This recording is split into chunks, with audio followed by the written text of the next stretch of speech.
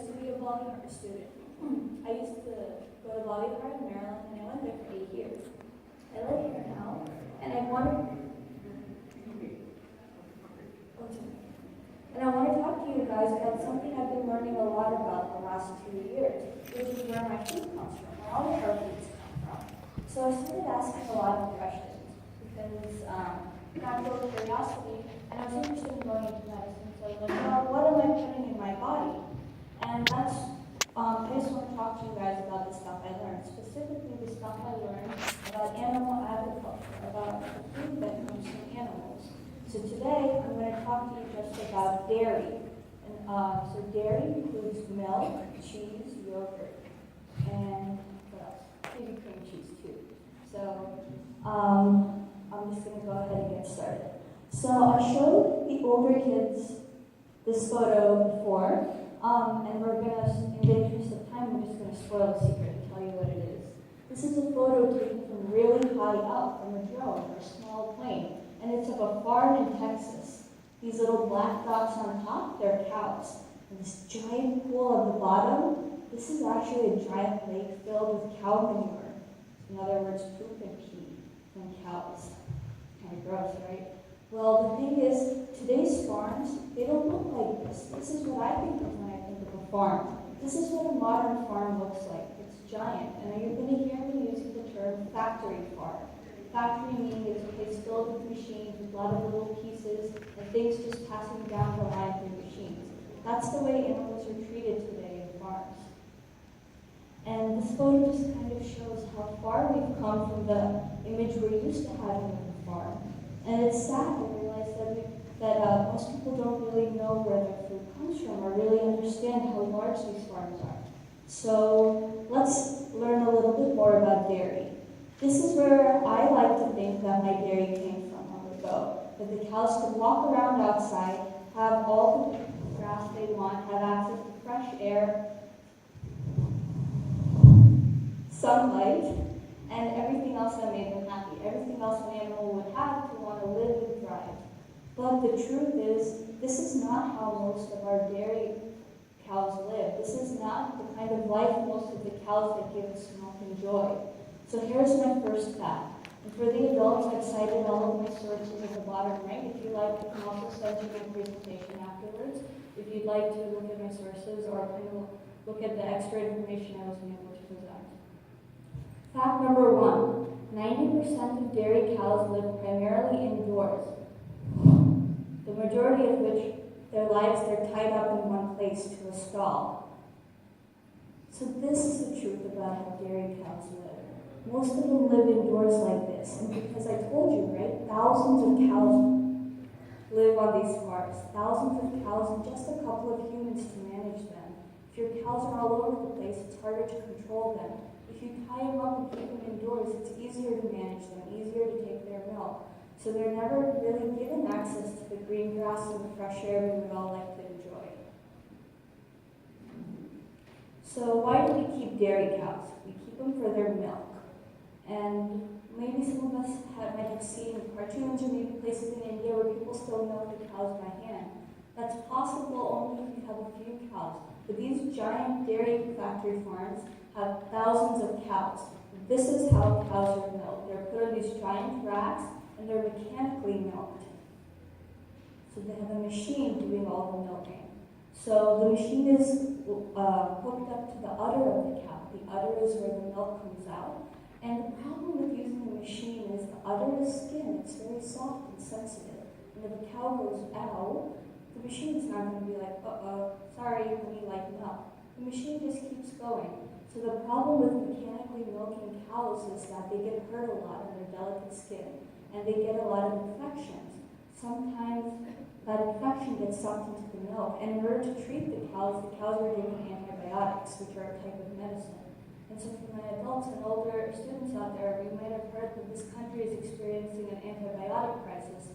Some people call it the post-antibiotic era, where we have something called superbugs, bacteria that are very, very resistant to like our standard penicillin, all these bacteria, all these antibiotics we've carried on for ages. The truth is the majority of the antibiotics in this country don't go into human bodies. They are used to treat livestock because we have huge numbers of animals and we have to mass treat them. And these antibiotics, as you saw in the first image of the giant lagoon of feces, gravity pulls them down, they seep into groundwater, and this contaminates the water all of the stream. So even if you don't drink milk, it's possible that you're still going to be exposed to these antibiotics. Okay, so dairy fact number 2. Like all mammals, cows only produce milk after they've given birth to a baby, which is called a calf. Sorry, guys.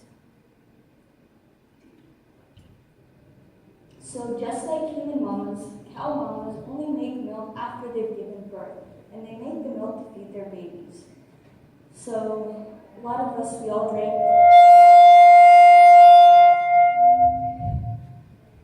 Alright, I'm so sorry. So a lot of us drank our mother's milk growing up, right? We didn't give it to cats or dogs, that milk was just for us. Likewise, the cow mama makes milk only for her baby. But the thing is, we all like drinking milk so much, we take that milk from the cow instead. So what happens then to the baby? The baby isn't drinking its mother's milk the way nature intended, and the way the mom intended. So the babies are taken away from their moms and they're put in these crates. These are veal crates, and this is a veal farm. So this might be the first time some of you have heard the word veal. Veal is the name of meat that comes from a baby cow. Because we want that milk, we have to take the baby cow out of the equation and feed that baby formula or commercial or chemical-based milk alternatives, so that the milk instead can be sold to humans. So I have a question for you guys. Can boy cows give you milk? No, it can only be a girl cow, right? A mama cow? So if you're a boy cow, are you ever going to grow up to give the dairy farmer milk? You're not. You're not useful to the dairy industry. The dairy industry doesn't need you.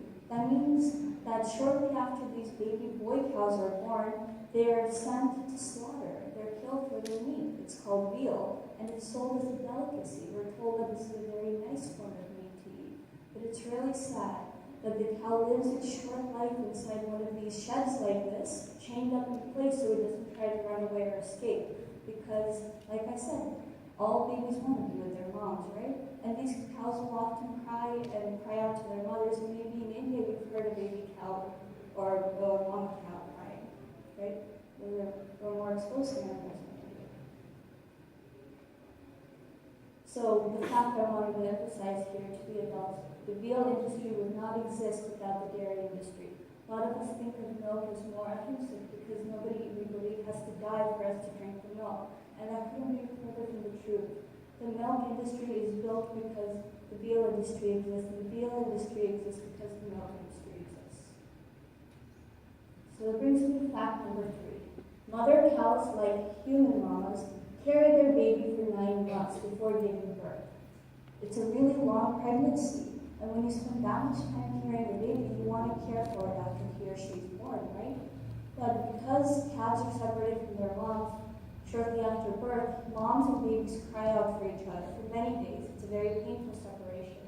And I want to, I had a quick 30-second clip I wanted to show you, just to show you that mother cows are very protective of their babies. Every mother wants to protect her child, right?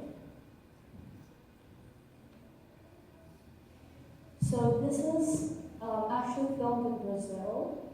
And the cow might look familiar. It's an Indian cow. Right? The cow's from origin in India.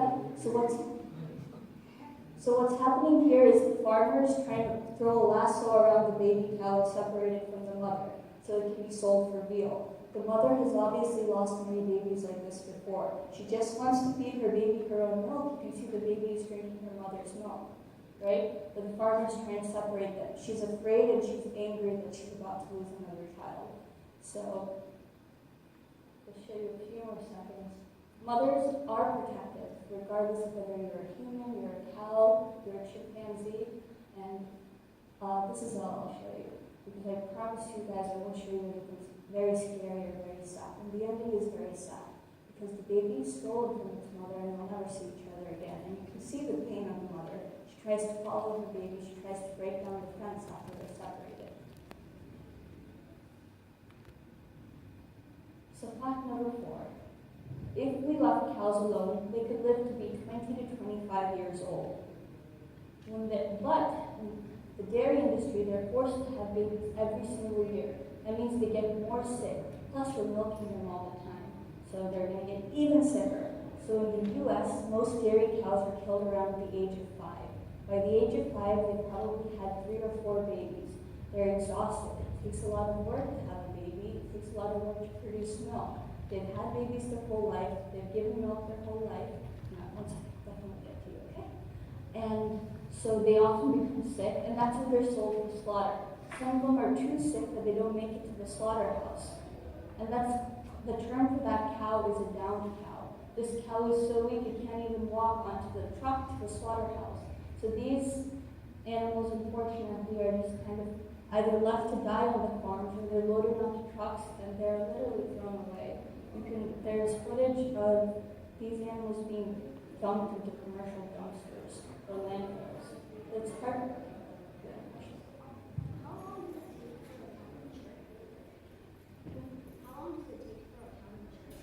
For a cow to mature, from what I researched, I was told it was about between a year and a half is how long it would take for these genetically modified cows to have babies. So genetic modification. So that's pretty much when you re-engineer an animal so you can make it do the things you want it to do. Have you guys seen Jurassic Park? Have you heard of Jurassic Park? We engineered dinosaurs in that movie to come back, right? Like that, these cows have been modified through machines to make babies early and to make milk early.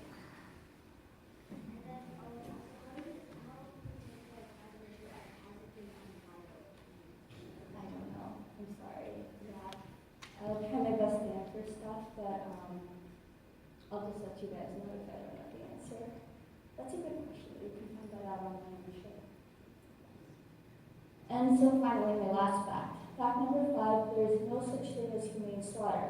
Many of us may choose to buy organic, grass-fed, free-range raised cows and drink the milk they give us. So it's true, they might have lives like the cows we saw back in the beginning, those cows living in green fields, right? Eating fresh grass, breathing fresh air.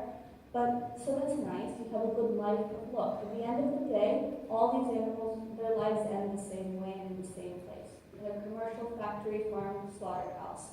Slaughter, it has to be regulated because there are government standards about how meat is handled and processed. So even though the animal could have had a great life, the ending is largely the same. And this brings me to a point. A lot of us, when we want to insult each other, we call each other animal names, right? If someone's scared, we say you're a chicken. If we think someone is just slow and dumb, we say, oh, you're such a cow. We use these animal names as insults, and so we've come to believe animals are stupid. But the truth is, animals are not stupid. They know when we want to hurt them. They know when they're about to die. When they arrive at a slaughterhouse, they can hear other animals crying. They can smell the blood. And they're not as dumb as we believe they are. So even if an animal is, as we would like to believe, oh, it's killed with as little pain as possible, there's still a lot of stress in their minds. They're afraid up until the moment they die. So the point being, there's no harm-free way to get milk. Okay, so chimps and orcas, or killer whales, these are animals that our country loves talking about. We love protecting them. Has anyone seen the movie Blackfish? You seen it? You guys have seen it. What's it about?